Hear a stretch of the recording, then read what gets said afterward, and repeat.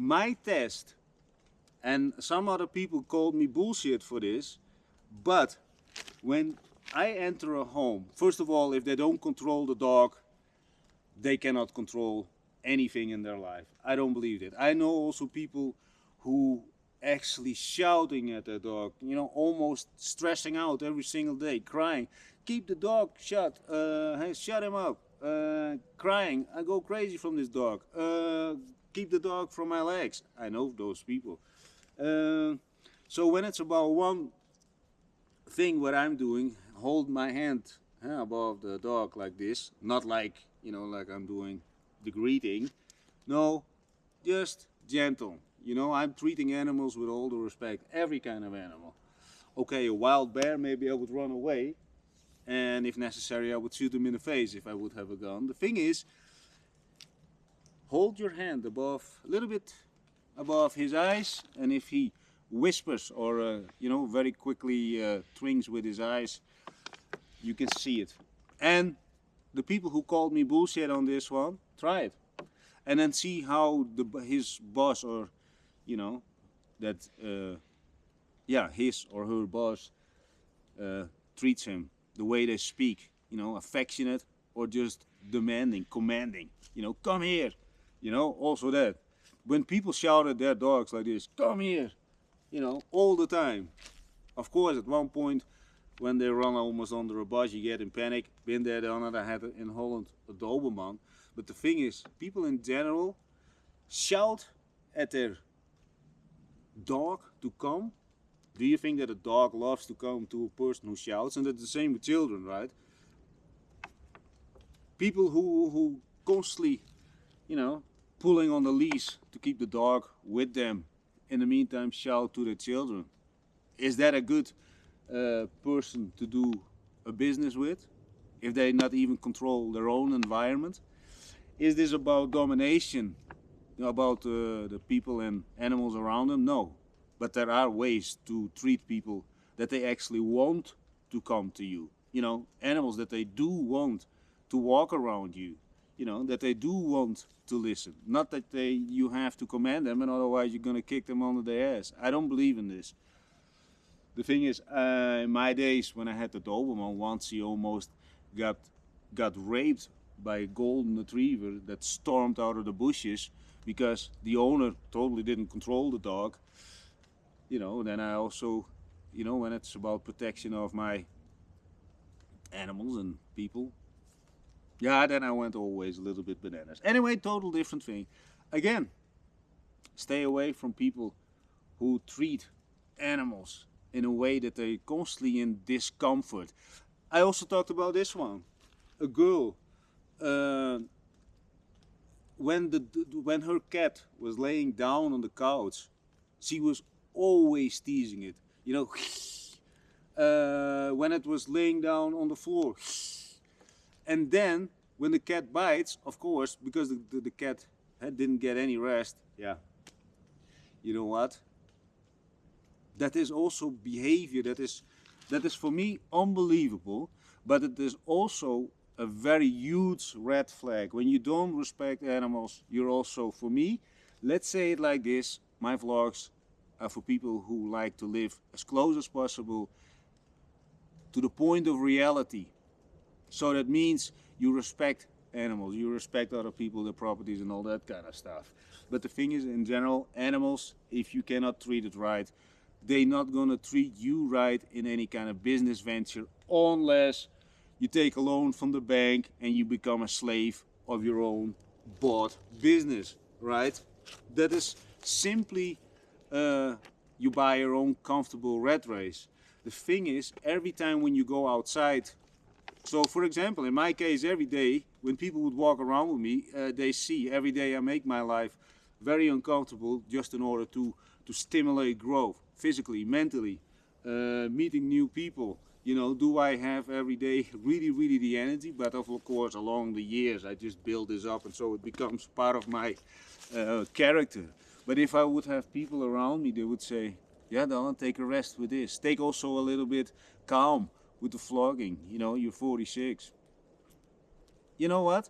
If I would do a vlog every no, let's say every week. Now I shot my vlogs, 132 vlogs, and after that I start making the series. Because, like I said, you know, people don't watch 50 minutes of me bragging, of rattling about all kind of stuff they maybe don't want to be even reminded about.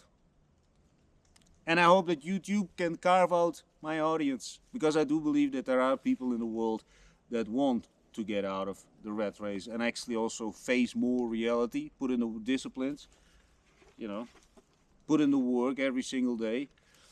And because a lot of people who live actually a life of, you know, in the rat race, totally not happy with it, and still they find time to go 2 weeks on a holiday, making pictures in Greece of a pizza that you can eat around the corner, laying down on the beach.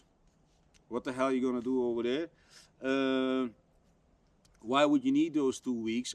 If I would have a job, I would use that 2 weeks to deep dive in any kind of stuff that I could consume when it's about knowledge that could spark my brain a little bit. I would use that time to train 2 times a day, you know. And then people, and let's say it again, then of course the excuses come. Yeah, but my wife and my children. Oh yeah? And what about you? What do you want? Do you say what you want, or are you too scared to lose them? Another thing, right? Another red flag.